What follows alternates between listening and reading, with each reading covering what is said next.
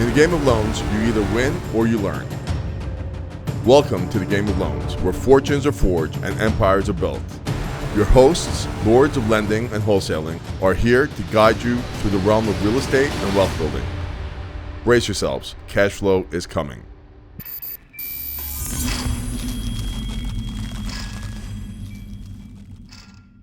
Welcome to episode 13 of Game of Loans. I have back here Melissa Barone.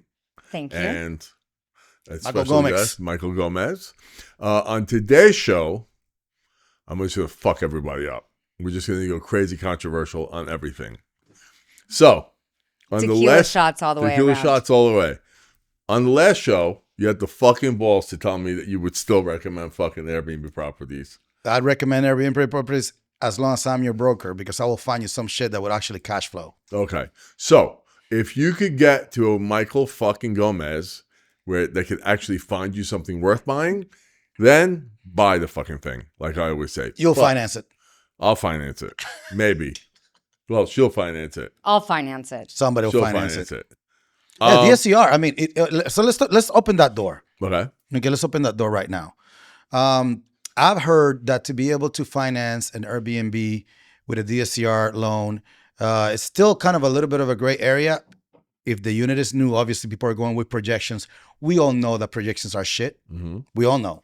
We all know that property managers, most, not all, are going to tell you what you want to hear. Mm-hmm. Like that first date. You know, it's like, hey, it's all great. You know, but if there's a unit that's actually making money, I'm talking about like this is not a projection. This is like, here are the numbers. This is from Airbnb. No, not even AirDNA. No, actually, I'm talking about from the Airbnb and VRBO side. Here's a printout. So it's an existing this is the producing thing. unit. It's made $75,000 and we're trying to sell it for $775 or whatever. You can use that. Well, obviously not the whole gross, because that's you whole can. gross. But if it was an Airbnb unit that was actually Airbnb'd out for a year or 2 years, perfect. Then the seller would have to provide that information based on that particular property, and we could use that information. Why would they go DSCR opposed to regular conventional? So a lot of people, this It's could just be a question. Multiple reasons. One, they might not be able to qualify for a regular mortgage because they have some sort of situation with their income. They're not bankable. They're not bankable. Oh, so Right? DSCR is looser when it comes to that, but you also have to put more down. It's not that it's looser. DSCR, there is Woman, that were loose. there's no personal income variable whatsoever. It's only asset based. It's asset based. 100% asset based. The guy cannot make any money. Yes. We And wouldn't have good know. credit. Good credit. We just have to Good credit? decent Correct. credit. Decent credit. 680? No, we go down Yeah. to 660. 640. You got 640, but you have to put more money down. Okay, and let's talk about that. What is the least amount of money that you can put down in a DSCR loan? You could put as little as 15%, but here's the caveat.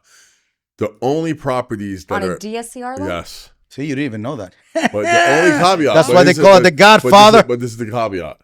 The caveat is that the DSCR has to be a 1.25 or better. And you're never going to get that. Can you break that down It for the means common folk? that You will get that in those lower valued multifamily areas. Well, so she's right. So only time that you're going to be able to get a DSCR, a debt service coverage ratio of 125%, that means if my mortgage payment is $1,000, the rents have to be at least $1,250 to cover. But the only time that happens, because the rate is at 15%, is outrageous. That's why we don't offer it. Mm-hmm. It's like at fucking 10%, 9.5%. Okay. So the only time it works out is if it's a fucking property that you're buying for $125,000 in Ohio. Exactly. You know? Yep. Who's doing that? And you can get a 4-unit for $125 in Ohio. But the thing is, then you go back. We don't even finance anything less than $150,000. Yeah. So it's like a catch-22. It's people trying to just get So people bait to switch. It's If bait switch. if somebody posts an ad saying, "Hey, DSCR 15%," inherently it's true. Yeah. It does exist. Yeah. There will be properties, Yeah. very few in certain markets, that would qualify Yeah. for it. However, it's a catch-22 because most have a minimum amount that they're going to Yeah. lend. So they just want you to come in, fill an Industry application. standard is 20%. 20%. Really, I unpurchased, mean 25. but yes, you can find. I hear more 25 than 20. Yeah. Well, at 20, you have to be even. Even now, the properties aren't even. That's the problem. They're not even. Unless you're at 250, you know, or 300,000 max. It's just not. You're not going to get it. So when you have a property, let's say in fucking Nashville today, you know, how much are you selling Airbnb properties in Nashville for? I mean, I have a 475. I have a 525. I have a. Your 475 might and 525 may. Yeah, but that one's depends new. Where they are. No history on it. No, but we could use AirDNA. Oh, you can use it. So they allow AirDNA income now. Yeah. It's gonna vary, right? Yeah. That one would, because this is Nashville, so it'll have really good comps like right around it or whatever. Yeah, I'd just be more concerned about. We could use AirDNA, but sometimes AirDNA is fucked. Doesn't you know? You're gonna look at it and you're gonna be like, "It's fucking bullshit. I could get more for this." But again, as a company, we're very weary on the SCR. Why? And I'll tell you. So I know we joke around, right? Yeah. But speaking to the securitizers, right? So what does that mean? A lot of these loans, not a lot, 100% of the loans that are DSCR will go, and some aggregator is going to take those, buy my loans, buy other people's loans, and they're going to securitize the loans, right? In the past 2 years, the two things have crushed those securities. One is Airbnb. That means there's so many fucking defaults on Airbnb. Really? That they're destroying the security that they were put in. And the second thing is negative DSCR, which you would venture to guess anyway, right? Well, there's negative DSCR where the rent is, the payment is $1,000 and you're getting $750. Those, obviously, you're going to be like, well, of course those are going to go bad, right? Or there's higher risk. Yeah, anytime your debt outweighs the income that you're receiving. Right. Now, where doesn't that happen? Believe it or not, like for Latino community, it doesn't happen. Why? Because usually they're just buying it to go in there themselves, and then they have 14 cousins. Not in a bad way. I'm not saying talking shit, but that's just how they do it. It's just what it is. It's hey, I'm falling behind on my payment. No problem. Enrique and Jose are going to come over and Miguel. Lest we forget. No, I'm just saying, right? Right. That's the beauty of that culture. They never let each other get fucked. Yeah. Like. It's like that Jewish community here. Well, the Arab community also. They could come in. Jewish community, Chinese will come, but they'll chop your arm if you don't pay them after a certain amount of time. So Chinese, but Chinese is a little different, I think, culturally than the Latino community. In my opinion. I have no comment on that. No, I'm just saying. I just think it's a little different. I mean, if we're off, we could please, if you're listening to this, comment and correct. So the thing is, I'm definitely not an expert. I've been lending. Sorry about the whole arm. I watched a lot of like Shaolin Temple, Chinese movies growing up. So you're not gonna like this, and I don't care if we're gonna get controversial. Fuck this. Let's hear it. There's two groups of Latinos that actually are the worst. Okay, I wasn't expecting that. Every other fucking Latin, like Mexicans, fucking South Americans, pay on fucking on point. Who were you gonna guess are the worst payers? I'm not falling for that one. I'll tell you, Puerto Ricans are number one. I see. I'm Dominican. They would have said. Who do you think is number two? What Dominicans? Dominicans. And what is this for exactly? That listen, at least we're number two. No, so if you go, first is the worst, second's the best. So if you go on HUD's website, the funny thing about Puerto Rico though is that they have the highest rate of late pay, but the lowest rate of default. Why is that? They're just more like last minute type of. They're just like last minute. Last minute. I gotta pay the bill. Habitually late. Late. I gotta pay the bill. Yeah, motherfuckers are relaxed. They're fucking relaxed. They're from the fucking Caribbean. Yeah, we'll pay it. You know, we'll pay it. Yeah. And they go, well, we're going to foreclose on you. Oh, shit. How many you need? Oh, 6 payments? All right. You know? And then they make the money shows up the next day. Money suddenly shows up the next fucking day. I didn't know that about the default in the, you know, the island. There's like the island, but why? But then you have fucking Jamaicans. Well, can we talk about other demographics? But then you have Jamaicans who are also Caribbean. You figure those motherfuckers would be lax? No. They're not fucking lax. On point? On motherfucking point. Huh. Like, all the Caribbeans, Jamaicans are just like fucking clockwork. Can we talk about the Cubans? No. I haven't lent enough to Cubans. I would venture to guess Cubans would probably be like, you know, like, fairly on time. Yeah, fairly on time. Great music, great food. Yeah, great country. You know, I love Cuban. I don't think you can post any of this shit, but you know, we're fucked. By the way, we haven't said anything wrong here. I have 2 fucking Dominicans sitting right here, so I can talk all this shit. Listen, if you take this stuff too seriously, like it's all good. You know, offended. Don't get offended. It's what it is. You know. It's not nothing. I mean, you could say, you know what they say about Jews. I'm just kidding. There's so much we could say about Jews. That's the problem. That would be fucking 5 episodes in itself. But anyway. Okay, so you said this was going to be a controversial episode. No. But he said it was going to be very controversial. It was very controversial. Just to get back to the DSCR, so the reason she doesn't even know, thank God they didn't even want to tell her we could offer the 15% because now her ears fucking perked up. Yeah, absolutely. Was because we just don't like to bait and switch anyone. You know, to go out there, advertise that shit. Well, not only that, but like I remember initially when we met, you told me that you were the kind of private money lender that if you get a deal in your hands and the deal is not going to make sense, if you feel that client is going to lose their shirt, like even though you would make commission and you'd make interest and you might end up with a decent asset, you're the kind of person that tells them, hey, I analyzed it, like this is just not going to work out. You shouldn't do this deal. 100%. Absolutely. And so it gained me all the respect, not just for you, but everybody that worked in your company. I was like, this is how it should be. Yeah. Because as a broker, I do that all the time. Yeah. I tell a lot of my clients, hey, this house is not going to sell for what you wanted or what you're needing to do. You probably should rent it. I don't make any money on the rental. But I'm like, go ahead and wait it out another year. Give it a cycle, and then let's go have at it again. And, you know, we wait another year, and before, boom, they get their money. And they survived. They rode the wave, you know, and they got the money that they were thinking they were going to get, you know. Yeah, keep in mind also, lenders are not trying to create a portfolio, right? So they're not looking at in a situation where do we want to retain? We never want to retain the property. So I have something for you. She's right. So you're not in the business of like hoping that people default. It's called loan to own. Okay. Yes. And you know, it's an actual term for that. Yeah. Loan to own. Basically, a loan to own would be those lenders that you're talking about.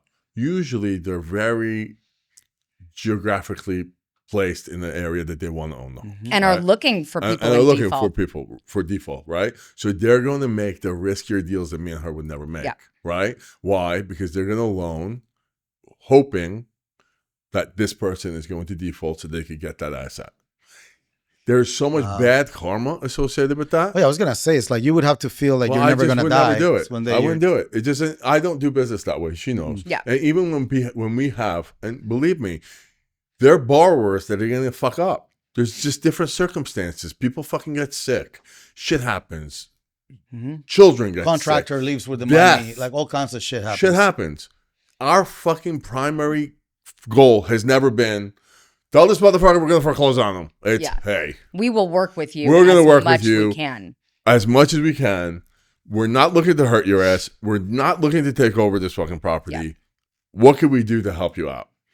Now, we actually had a call. I got a call from a lender who I know. I'm not going to say the name. They're actually out of New York, and they're known for loan to own. So the guy called me up. He goes, hey, man, I've known him for 24 years. Congratulations. I love what you're doing. What I want to do is I want to give you a line to be able to do the more aggressive stuff.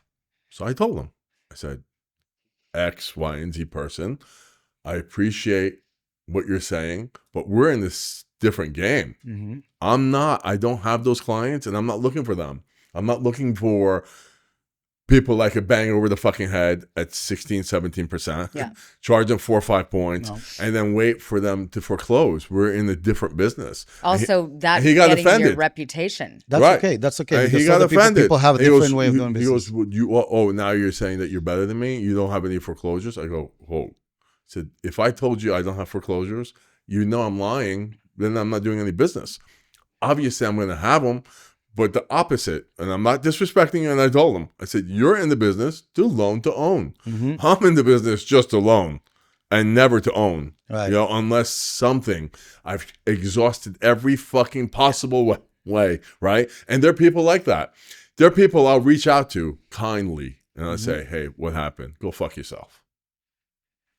Really, you get it. Yeah, absolutely. Fuck you. I'm not going to make a fucking payment. And you got to call them back. I'm not being aggressive with you. Right. I'm here to help you. And it takes time. And they still continue to tell you to go fuck yourself. And then those people, you have no choice. Foreclosed. You're going to foreclose. But for the most part, I would say 90% of the people, there's a reason why the situation happens. Right? Yep. It could be multiple. The worst type of situation, though, is when somebody's over leveraged, and then you go and you're like, man, I capped these guys off. They came to me. I told them, you're getting past 5 million or 6 million. Let's slow down. And then went to another asshole. They gave him another 6, 7, 8 million. And now they're balancing too many projects. Too many projects. And then, you get into a situation where you're like, well, what are we going to do? How could we do this? And unfortunately, that happens more often than not. But then you call the guy up. He goes, my wife died. What are you going to say? Well, all right, I'll make the, let's rework the fucking situation. Or my kid's sick. What are you going to do? Motherfuck them? The thing is, the loan to own guys, the crowd is laughing, but the loan to own guys have zero heart. They want to motherfuck them. And they want that property. And they're not going to take anything. I feel like there needs some inner healing. Well, but that is their business. And certain people are just scumbags, right? Well, that's how they make their revenue. That's how they make revenue. Yeah. And they're just scumbags. But just like we talked about, you said something, you're like, wholesalers respect the wholesalers unless they're motherfuckers, right? Yeah, absolutely. It just so happens that 95% of the wholesalers are pieces of shit. We have some good friends of the wholesalers. Dustin, I'm not talking about you. You're actually one of the good ones, right? Yeah. I think he's fantastic. I know a handful of awesome wholesalers, Right. and then I know a lot. A lot. Like, they will sell their mom. Right. Like literally, they will sell their mom. Well, they'll sell their mom, but they will wholesale their mom's house. But what's worse, With it's the true. mother in But it. this With is them, true. yes, and the It's mom true. comes with the house. But more than not, you know who they're preying on. Elderly people. Minorities and elderly. Elderly people that don't understand. Correct. And to me, fucking an elderly person is like fucking up a child. Special place in hell. There's a special place For in those hell. of you, if anybody's right. watching that, you do Yes. like unethical wholesaling. If you are the type You of will person, die. and- I will assassinate you. You will die. and that's that's the situation. That's the problem where you're going to get that. So now I have a question for you. If There's he has a question. there's sometimes like I get asked like the whole thing that Grant Cardone pushes, right? And I love Which he Grant. pushes a lot. So. He pushes a lot. Grant Cardone. Grant Cardone. You don't know. I'm just kidding. Oh. Exactly. Who the fuck? like, Melissa was really? ready to be like, he's the guy that. No, I mean, I'll if tell we you. want to be controversial, I can say a few things there. Well, But I don't okay. know. I don't agree with everything that he says I don't. by far. I don't. But that's okay. I don't think he expects people to agree with everything. Well, he says. I know, and I think I think he does. no way. Listen, I think at the end of the day, he's has his brand, and he's just selling his brand, right? I respect him, and there's certain things that he says, but there's a couple of things that I disagree with. One, when the motherfucker says, "Don't own a personal residence," I was just about to say that. you're out of your fucking Yeah. mind. Like, what the fuck are you talking about? Are you kidding me? Yeah. Like, that should be the first fucking thing they Exactly. should buy. Boiler goes down on your fucking, Yeah. in your own That's house. fine. Yeah. Figure That's out fine. what the fuck you're doing Yeah. instead of somebody else's. Plumbing problems, all sorts of shit, right? So that I disagree with him wholeheartedly. 100%. Right? Me too. The second thing that I tend to disagree with him is that he just pushes right away for people to get into the multifamily game. Yeah. And that, I think, is a mistake. But large multifamily. Right. We're not talking two like in a syndication or Like No, 5 yeah. plus. go find it. Yeah, Well, 5 go plus find it. multifamily. You know, and then he says, like, you could do the seller financing, all so of that from shit. 0 to For like go on a nothing. multi-family. Right. yeah, From which nothing. you're also dealing with a commercial aspect. Yes. So not even on your Asset. own house, go straight to a fucking Yes. multifamily. Yes. That's a little risky. I'm not saying it probably works for some people. Now, getting a But- 2 to 4 unit as your first property, But and if then you live in House it. hacking, living in especially with an one FHA and loan rent- or whatever. I love that. exactly. I love that. I love Exactly. that too. I love living in one unit, Yep. renting out the other 1, 2, or 3 units, Yep. right? Getting your feet wet. But to go in, fucking, not even owning your own fucking house, to go, now suddenly you have 7, 8, 9, 10 fucking This is how I tenants? see it. This is how I see it. This is how I see it. He'll put out that kind of information out there. You know, the weird thing is that for some will make that shit work. So if we want to be controversial, now it'll be the minority. Yes. But there's gonna be 1 or 2 or 3 or 5 dudes or girls that are gonna be like, "Fuck yeah, I know exactly." But that's just because they're already driven like by nature, and they're just like the type of people figure shit out. But like the majority, in my opinion, again, and I don't know Grant. I'm sure he's a great guy, a douche. But I'm just kidding. Not a douche. I was just kidding. I really don't know him. today. No, I that- wouldn't. You know. Sometimes I see people or I hear people talking about people that they don't know. Like me, I was like, "Oh, Grant, douche, whatever." That was just a joke, you know. I always Like, talk about fucking talk shit no, about but, people. but I I'm don't fucking but know. I'm saying it's like I'm okay. if he would walk into this door, sit here with us, I bet we would have a great time with Grant and talk about all kinds Sure. of weird shit and shit, Yeah. whatever. You know what I mean? He's probably a great guy, but so I don't want to like assume that I know anybody and call him whatever. But you know, I don't think you were bashing him. I no, don't I think mean, he is. I just because Yeah. I said douche, Oh. but Go I ahead. don't think he's a douche. Melissa, what were you going to say? No, I was just gonna say, in today's time, Yeah. the highest risk asset class is multifamily. Family, yeah. Really? Yeah, Yes, yeah. yeah. So values continue to increase, but rents are not. No. So the properties are not debt servicing. So people are buying fucking properties at 3 caps, 4 caps. Get the Yeah, fuck that outta makes here. sense. Yeah. You fucking This out is of what your I'll say. mind? I remember when I used to preach a few years back, I used to preach this line. When have you heard that rents have gone down? And until then, they never. Well, guess what? In Nashville, rents are going down. Yeah, On the multifamily. yeah. On multifamily. Yes. Rents have gone down. You know what's Yes. happening in some apartment complexes? They're giving 3 months yes. free. Yes. You might not slice it however you want, but that is the rent going down, Yeah. motherfucker. I agree. Yep. But you have to understand that also is the luxury fucking things that they put up. Correct. Well, If could you it look be? at- if you look at affordable housing, I promise you, not only did it fucking not go down, that shit went up. Okay. Okay? I agree. I guess there's in that class, but could it be that it was the whole Eureka theory, like as I call it? I just trademarked that. All right, Eureka is something starts making good money. Airbnb. So now everybody goes with their thing, with like with up to prospect, like the And whole it's prospector, oversaturated. and everybody boom, the Airbnb, and then one day it's no longer good. Well, Multifamily in Nashville. Everybody, let's build, and now shit. Where's the people? Yeah. Well, again, but that's going to go with the market, right? It's the same thing with guys putting up fucking homes. I keep telling them, if you're going to put up fucking homes in that middle of the runway between $500 and $1 million, unless you're creating the best motherfucking product in that area, it's a bad fucking investment. Yeah. You either have to go affordable Yeah. or you have to go completely unaffordable. Could it be? High end luxury. Could it be? High-end luxury. But when, we said we were going to be but controversial, right? this is the same. But this is the Do same it. situation with the rents. You either have to go real affordable homes, affordable housing, or the fucking property better be so high end that you're going to attract the rents are going to be $10,000 a pop, and then you're going to get music industry fucking people or different people that are going to come get. But these guys that got involved in that middle of the fucking runway rentals, they're getting their asses handed to them. Miguel? Could it be? Are some of these multifamily builders or builders like how many of them are making the money when they build? Meaning, Can I break it down? All of them. Sure.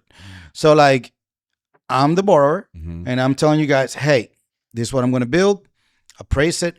This is going to cost me 185 a foot, but in reality, it's only going to cost me 145, and I'm going to pocket that spread times 20,000 square feet that I'm going to build this multifamily.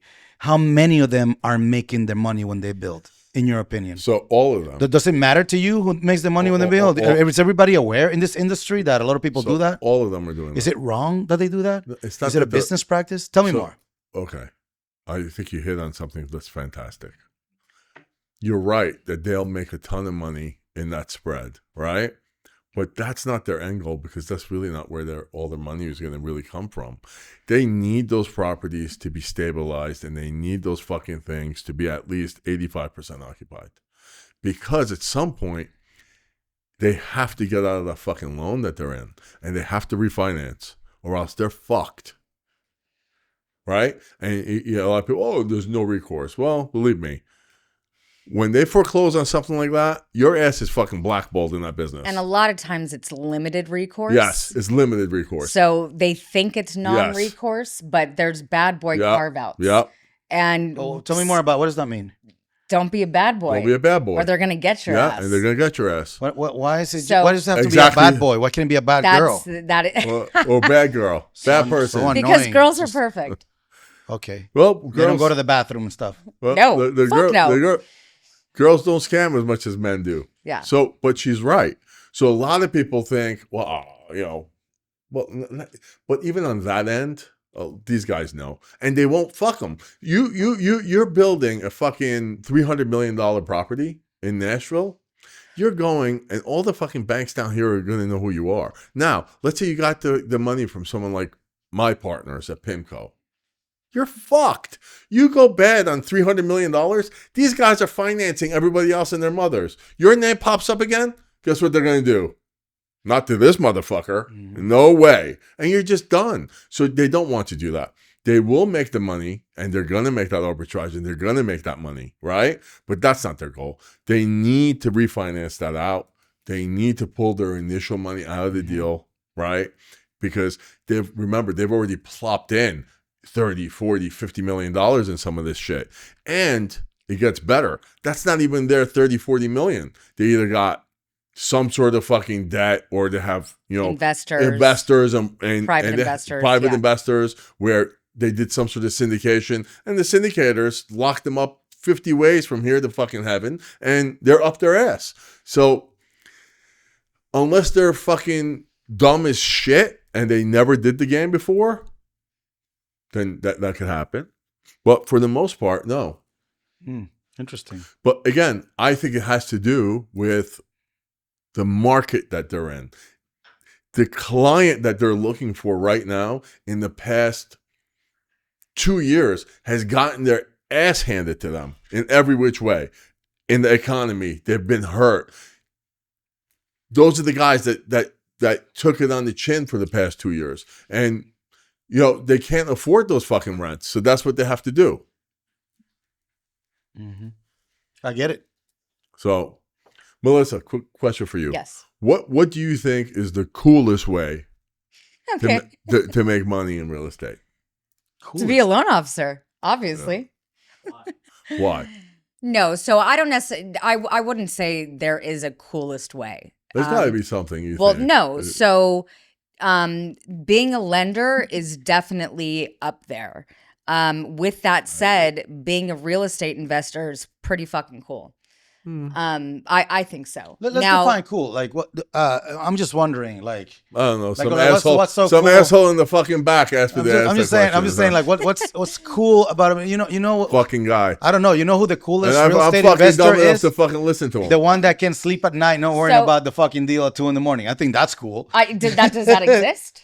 No. So you're asking me personally, right? It's true. I think it's nice to have a tangible item, right? So as a lender, there's nothing I can ever actually exchange, right? I'm never giving you Service. a check in What hand. yeah, Sure. it's true. No. You're right. But what I'm saying is, No, you're right. And I never, do think money never has shelf life. no, and I do think it is cool to say, hey, look, I'm a developer and I built this house. So I think that's pretty fucking cool. Same with the fix and flip, right? You bought a shitty property, you did X, Y, and Z to it, and now you have this beautiful product for them, hopefully, if you know what you're doing.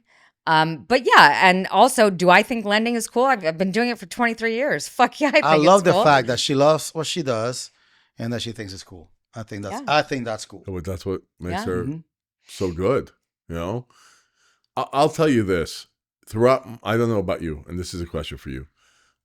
Even when you have a really rough day, do you feel like it's work? You know what? That's a tough question for me personally, just because I am so hard on myself. And I do not like to disappoint. Again, we've discussed it previously.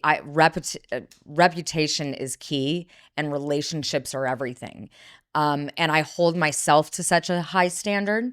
And I want my client, I care about my clients. Yes, I you do. genuinely care. And so when something, goes sideways, sometimes it's tough. And it's not, it's not even that it's work. It's that's my life. I think, look, they say if you really love what you do. No, I'm not working. We're not working. I love what I do. Because I love what I do too. Yes. It's like, are we working? Yeah, fuck Yes. yeah, of course we're working. Do I love the admin piece of it? No, it's not my thing. It's not anyone's thing. But I think yes. even for you, Mike, right? Like you Yeah, really, I see you. I'm going to tell you the least favorite part of what I do is to like, when a client makes you feel like you're not giving your all, or that they, I've the client's never like, hey, what are you experienced that in doing? my What are life. you doing to some? Oh, I've had not many, but like there are clients that are just like, hey, we're not a good fit. Not because you're calling me out. Like I said, I don't have any problem. I send an update every week to all my clients on the seller side. Hey, this is what happened this week. This is how many Zillow views you had.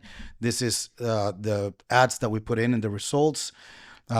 We contacted also a bunch of agents, call them, hey, and we know you sold over here lately, and they still feel, but that's just the nature as a human.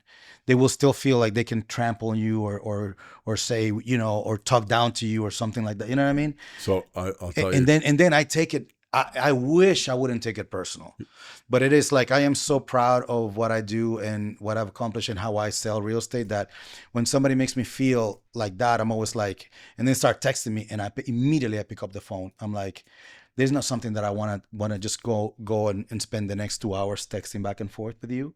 Like, let me just tell you what I've been doing and to help you understand. And a lot of times they understand. Hey man, thank you for calling. And a lot of times they still like the same a-hole. Like they just won't get it.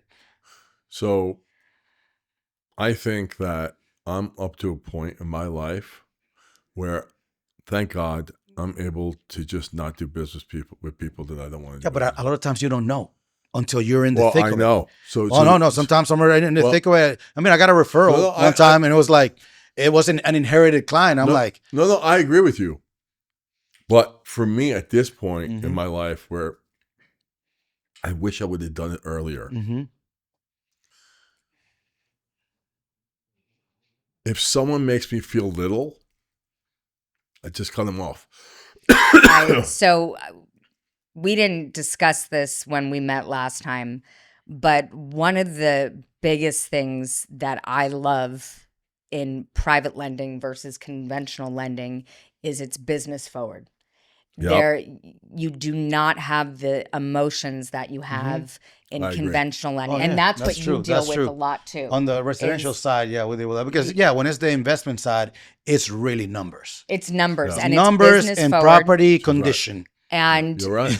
And that is one thing, is that in this space, in the private lending space, no drama like that. If somebody tells me to fuck off, I can tell them right back, fuck you. Fuck you. Exactly. Right. This is you're business. Right. She's right. You're right. And you can't do that in conventional lending. You can't. You're right. It's hand-holding. It's completely different. Well, fuck that business. Yeah. The whole thing is, No, really fuck that business. I like that. No, People I need don't. housing. I don't. I'll tell you why. I'll tell you what happened in that business. When I was in the business, Try selling to. I'm not gonna say no. But there's no more loyalty. younger demographic. No, I won't do. This is the thing. There's no more loyalty in that business anymore. Yeah. No. There's Where very, I very got low. into Oh, the no, business, there's no loyalty. nothing, zero. And I say this and people laugh. Motherfucker has a 500 fucking FICO score arguing with me over fucking AIDS. Yeah. Like, you don't deserve a fucking, you don't deserve a loaf of bread. Yeah. You're lucky you're driving a fucking car. You're arguing, motherfucker. You have a 610 FICO score. You're arguing with me and telling me fucking, United Wholesale Mortgage is giving you a 6 and an 8. Yeah. Why am I charging you? You don't even know what the fucking 8 means. You didn't even fucking pass, math in fucking school. You're telling me you're talking 8s. Translate that to fucking numbers, motherfucker. Wow. If you do that, then you have a thing, and they won't do it. He's getting a little. No. But this. that's what turned me off to a point where I was like, I can't do this shit anymore. Yeah. I have low FICO, low IQ motherfuckers arguing with me about rates. Low FICO and low IQ, man. I mean, that's it's a double not even negative. rates. It's That how, almost makes him a positive, double negative. It's like almost makes him like a great client. No money, no income, A no double fucking negative. credit, And no nothing. IQ. And now, low IQ. and how now, dare you ask for documentation? How dare you? How dare How you? dare you? Why do I need to give you a letter of explanation? Motherfucker, you're late on every fucking charge in your fucking credit report. You don't even want to give me an explanation? For real? Yeah. Like you're sitting there thinking like, damn, these people are just, that's what burnt me out. I couldn't do it. Yeah. For me, I was like, there is no fucking way I'm going to go out there. And then after you bust your ass for them, they still get to the closing table And go elsewhere.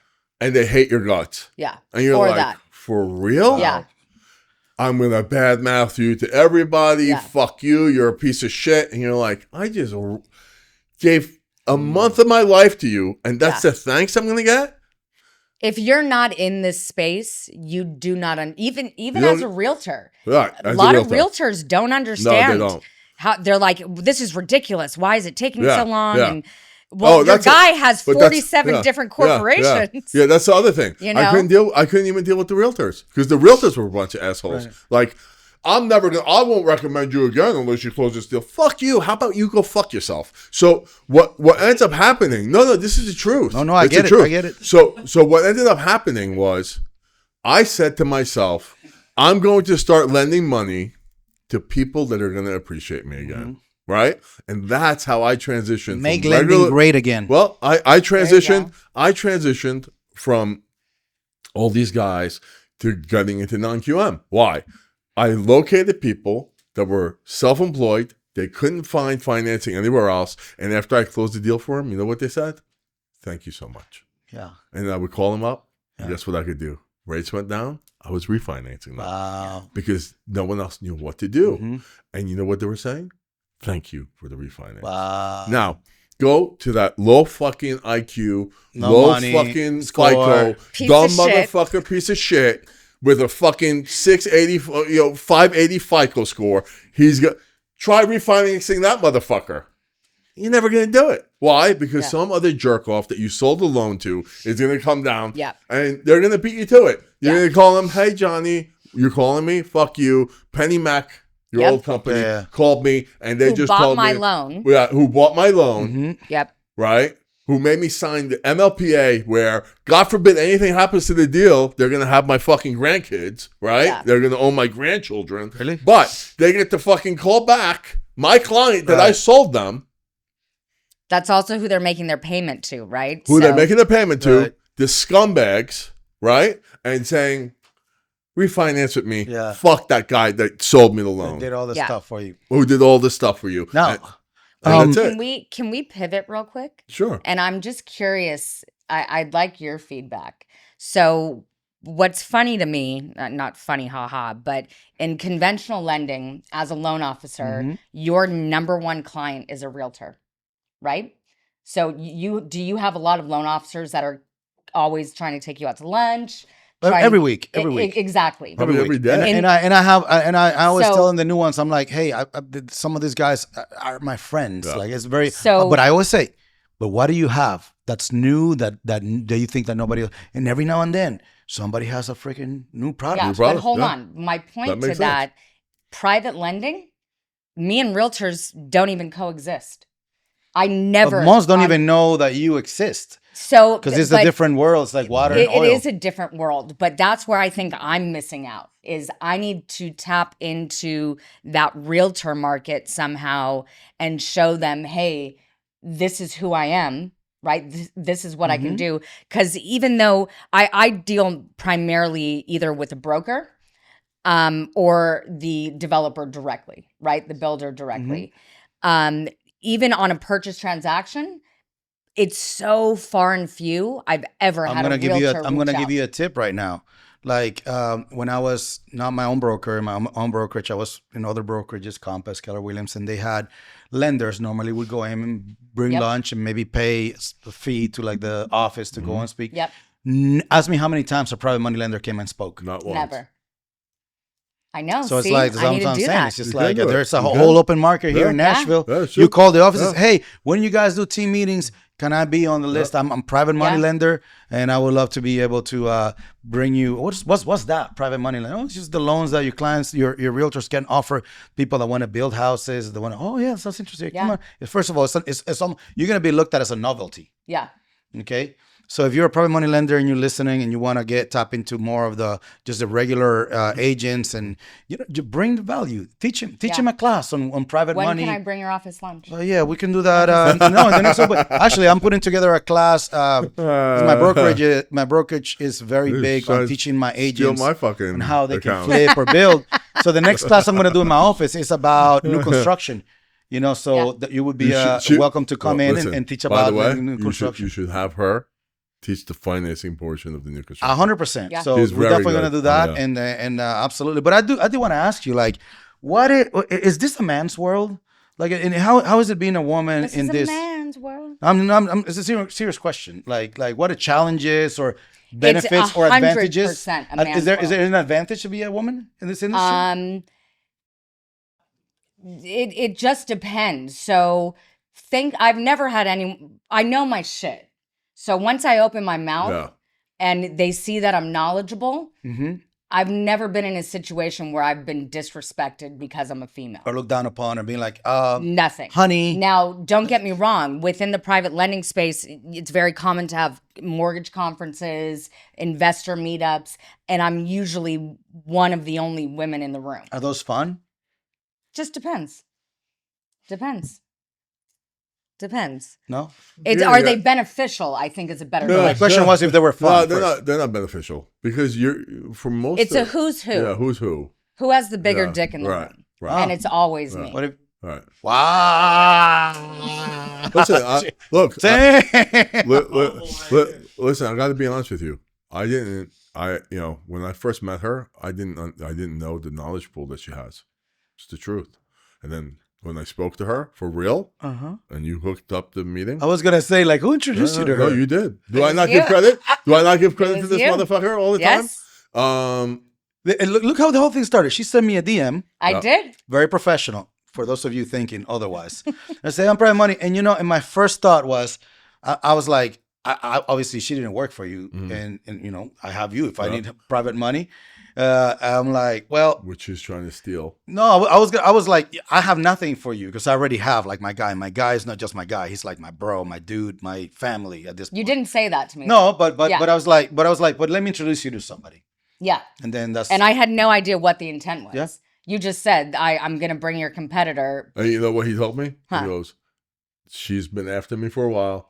Yep. She's very consistent. I don't know if you remember that. Yeah, persistent. This would be a very because he's like, come, I'm meeting this. I don't want to fucking meet. Yeah. He goes, no, don't think about it that way. Yeah. This could be potentially someone you could hire. Yeah. You said. Yep. He said you were very persistent. Yeah, persistent. Consistent. He's like, this could be someone potentially you could hire. Then when I sat down with you, initially I was like, I don't know if she knows anything. And then I spoke to you and you did. Yeah. And then I said she had a really big heart. What's the phrase you always say? No, just kidding. Which helps. The big heart helps. Persistence breaks resistance. Persistency is key. But let me tell you, I was persistent with her then. Yeah. We met several times before I agreed to come on board. Story, Melissa. Tell the story. Start from the beginning. Oh, so this is the thing. He introduced us. I sat down with her. She didn't want any part of it. I didn't. She didn't. I was very happy. I was content where I was at the time. So how I did it was I said, look, there's got to be deals. Wait, hold on. I have to interrupt you. So first, he asked me to go to coffee. I had no idea what the intent of coffee was. True. But I figured, okay, why? Obviously something business related, but didn't know what exactly. True. So literally, the second I sit down, first thing he goes, okay, when are you going to start working for me? And I was like, oh, I'm not. And she goes, I'm not. I'm not. So then we met again. I met his partner, who also was very knowledgeable, knew his shit, helped me gain a little more confidence, but I still wasn't ready to make that leap. I was going from a large institution to a smaller shop, and there's high risk in that. But again, high risk, high reward. And she said it though. You were very honest. Yeah. She was very honest. Oh, I asked them 7,000 questions. Million. No, she 7,000. did. She did her due diligence. I know my shit. So, but you still didn't come. She's smart. I didn't. So what she decided to do. Sometimes it takes a while. Well, no. What she decided to do, because she's brilliant, she says, I'm going to give you some deals that I can't finance. There was no loss to her. Yeah. Right? It was only going to be a gain. Mm-hmm. And we closed it for him. Yeah. For her, right? And closed it in extremely quick, limited documentation. I was blown away. So we put our money where our mouth is. Yeah. And then she was like, then when we closed what was it, like $4 or $5 million worth of loans? Yep. She's like, okay, we could sit down and talk again. Yeah. All right. Yeah. Wow. Yeah. No, we were in contact. We were in pretty Yeah. consistent communication at that point. Yeah, because my selling point to her was that you're going to have direct contact to the top. There is going to be no fucking intermediary. And I promised her that I would give her more deals, which I have, right? Yep. Which I only, I give her everything pretty much these days, just because I trust her. And that's it. And my goal really, and I don't know if you know, these guys know, my goal never is money.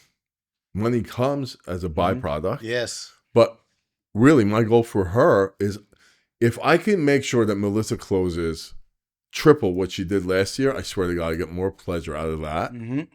I love that. Even the fucking money that I'm and that's what what real success looks like, to be honest. Yeah. Like when are we going to normalize success not being the amount of money, like as far as like dollar. You know what I mean? When are we going to like normalize like an awesome year when you had a lot of fun, you took some awesome trips with your family, you did all this other thing, and then you also were able to help all these investors like do all these things. That's about it. Yeah.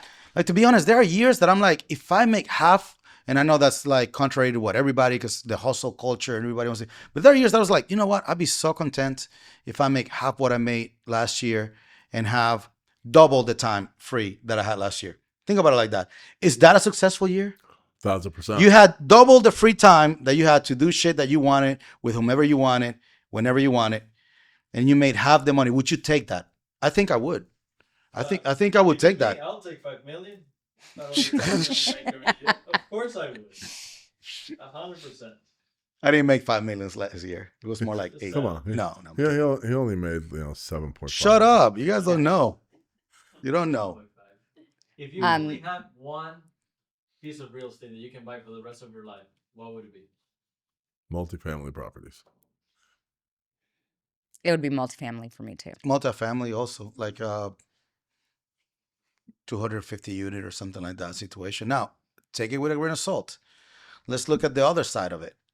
You look at 250 tenants, income, and stuff, but you also have 250 problems.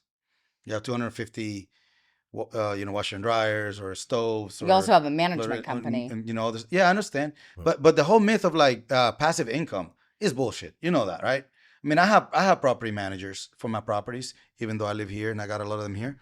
I still got to make decisions and calls and like this thing went out or like whatever. I own a place in Memphis, and it's a small house I bought back in the day. Cash. It was foreclosure. We put $13,000 in it. It's like nice house now, right? So they call me and they're like, Mr. Gomez, the stove needs to be replaced. I'm like, Sure. How much is it? $1,200. I was like, excuse me. Like I just went to the Home Depot website. Like some of the nicest ones are like 600. Well, we got to get there, dispose it. Or doesn't Home Depot take the other one? Well, one of our guys has to stay there. I fought. And you know what they said at the end? You're welcome to come buy it, install it yourself. Right. Well, was I going to go to Memphis, drive over there, buy a stove? What? No. You know what I had to do? What did I do? $1,200. I had to shut the fuck up Yeah. and say, and then I have to thank you. Yeah. So it's like, it's not passive. Like you still have to deal with all kinds of things. So like, to be honest with you, if we were to have this conversation pre-COVID, I would have told you that I would want commercial properties only. Just Self-storage. self-storage. Well, that's still good, but I'm Still talking good. office buildings. Yeah. now you're like, give me a whole fucking Section 8. Section 8. See how they get turned on when it's Yeah. oh yeah, give me Section 8. No, Yeah. but an office building. That's guaranteed income. Back in the Yeah. day, office buildings, because Mhm. you're dealing with businesses. Yeah. You're not dealing with No drama. individuals. Mhm. Yeah. And the rules are completely You got a different. triple nets and you got all these things. everything. Yeah. And but today, unless you can get like a strip mall or something like that, but the pricing is so fucking crazy on them. Yeah. It just doesn't make sense to Well, buy them. commercial got hit hard. Yeah. But Yeah. I'll tell you what. It's today, just because of the whole cap rate situation, I would build my own You build it from scratch. multifamily Mhm. and have commercial on the bottom.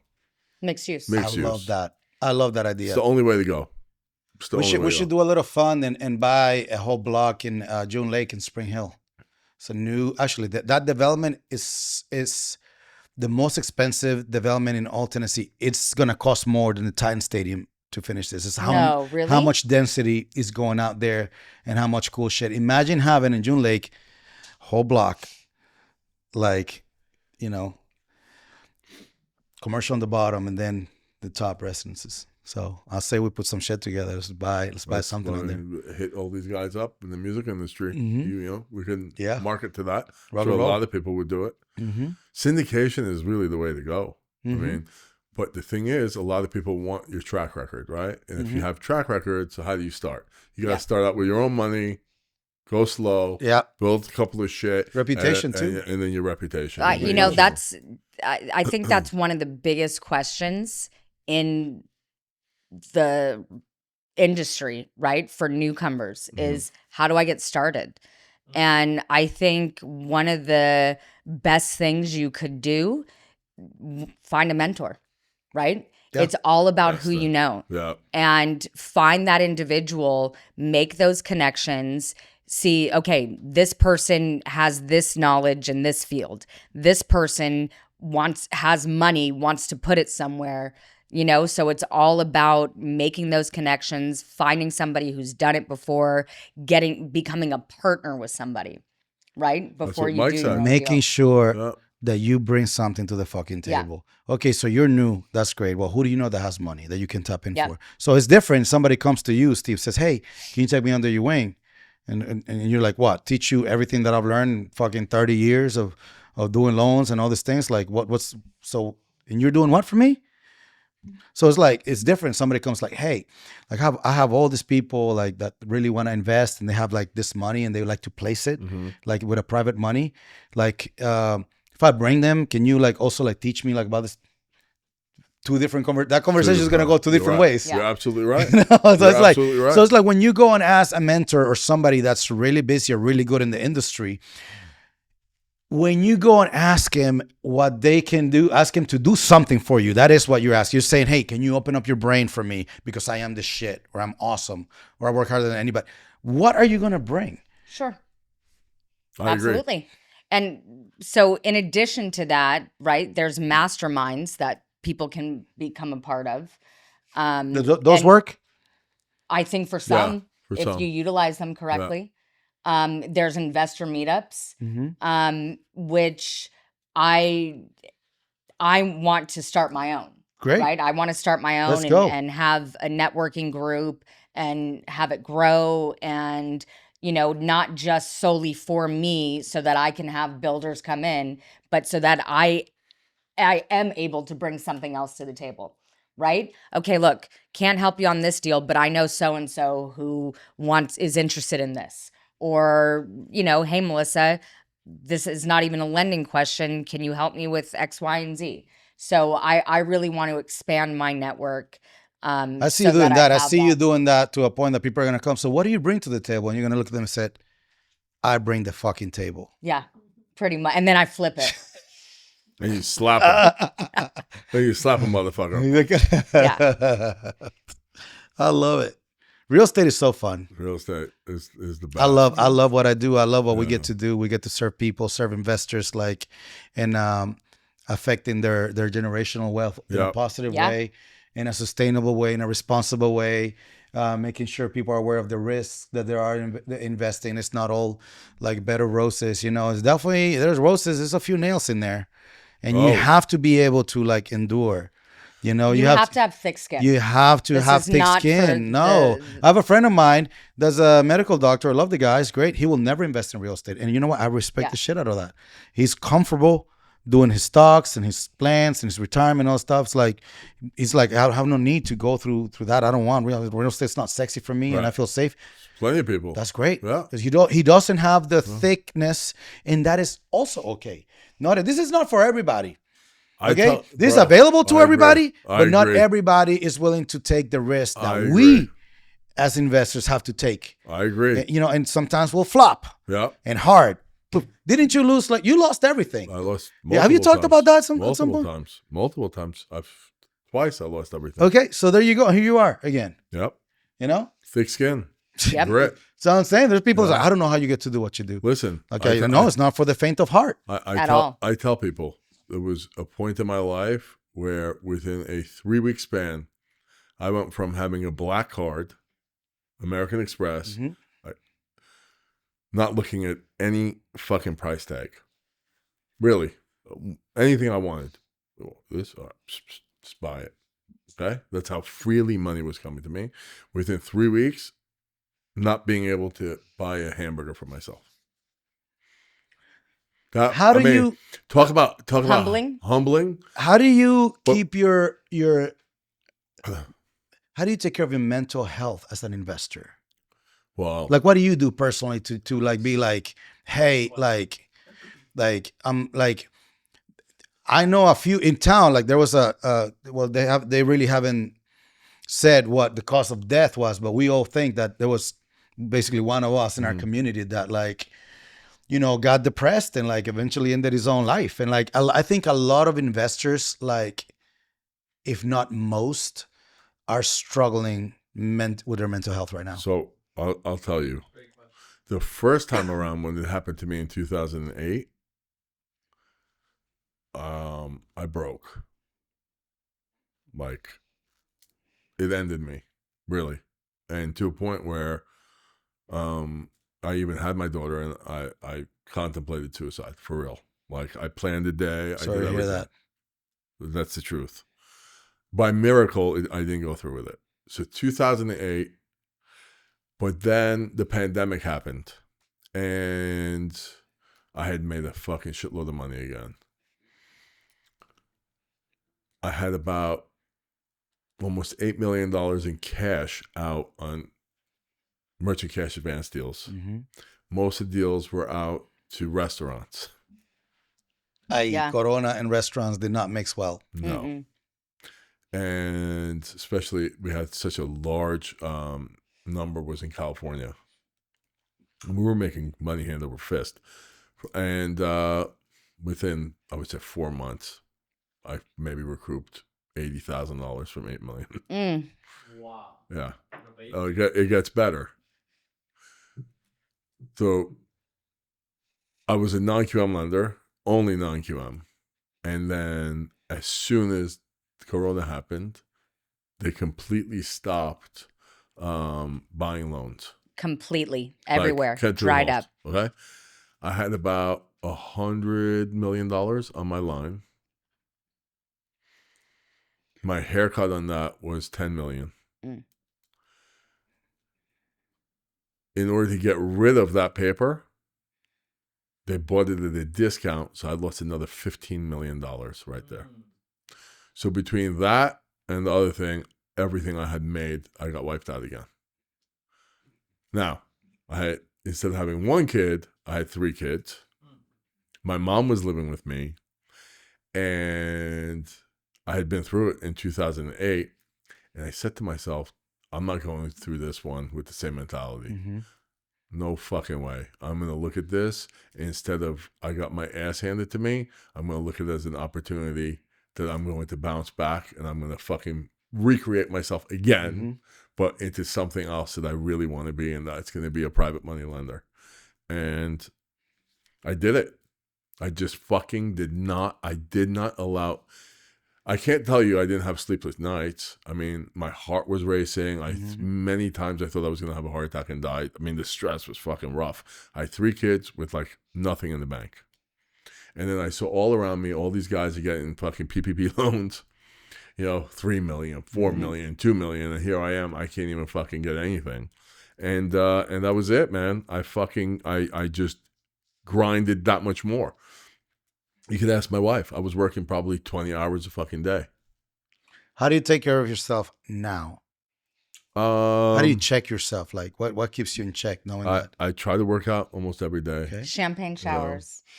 I take, how about this? I've been doing like, salt baths. I meditate religiously 2 times a day. In the morning, I meditate, I manifest my day. One thing I'll tell you that happened through this pandemic was that I kicked up my manifestation and my meditation game. Every time that record player would try and come on with negative message, that voice in your fucking head, you suck, I can't believe you lost your money again, you have 3 kids, you're going to die, blah, blah, blah, your kids are going to be left with nothing. With my meditation, I was able to change that record player and say, you're the fucking best. Shit happens to everybody. You're going to come back. You're going to get through this, and this is going to be the best thing that ever happened to you, and you're going to recreate yourself as what you wanted. You wanted out of that business anyway, and you wanted to be a private money lender. That's what you're going to be. And I came out of that in 6 months, 7 months, and that was it.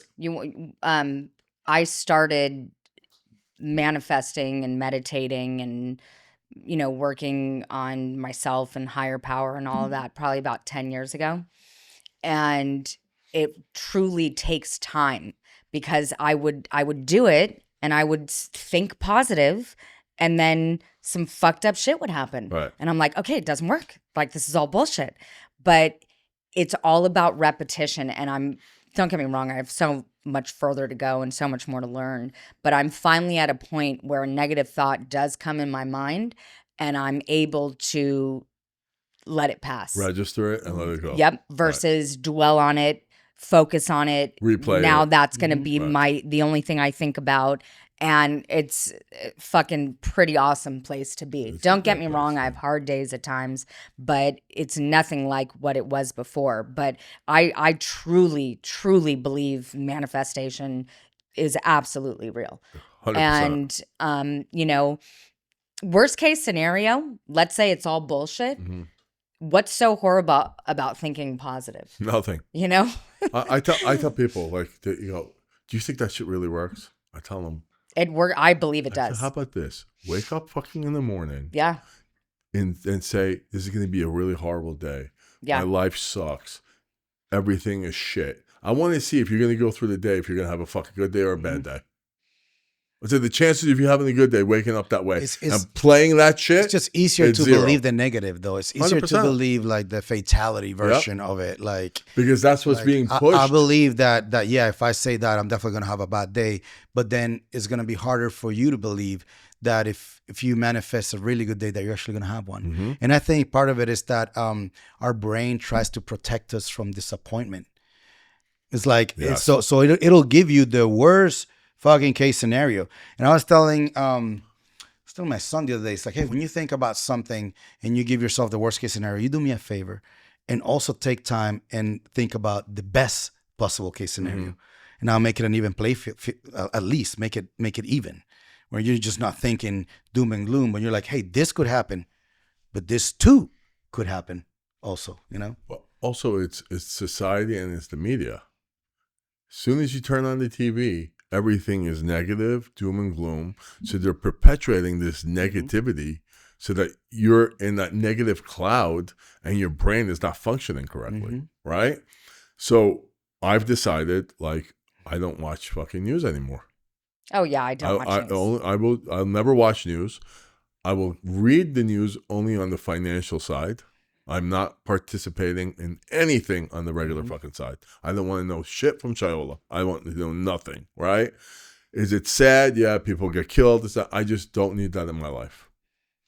Might sound fucking like an asshole, but it is what it is. No, I mean, in a sense, we grew up without necessarily like globalization. Yeah. Where like we weren't aware of like things in other places like we are now. 100%. You know what I mean? And it was in a sense like, I mean, I don't know what the ratio of longevity, but according to like my grandparents, it seems like people would last longer. Yeah. It seemed like people lived longer before because they ate better shit and because they were most likely not as intertwined with the doom and gloom of the world, like coming to pieces of some new virus in China. Yeah, of course. Or some whatever that's always happening. You know what I mean? And people were just like more carefree because they just deal with their problems in their like local like life, not this like. It's just, they should just call it bad news. It's not mentality news. Really is It's everything. bad news. Yeah, mentality is key. If you consistently have a lack mentality, then you will always be lacking. 100%. 100%. And, we were sharing this before too. My life is filled with abundance. Good things come to me in abundance. And I truly believe that. And as with that mentality, again, do I have bad days? Shit happens, of course. Are things going to happen? But for the most part, I live a very happy life. I love that. Yeah. I'll give you something small even today. So, me and Marina, we share a car, right? Not that I can't afford another one. It's just easier, right? This morning, I get up. And she's got to go somewhere, and I had to come here.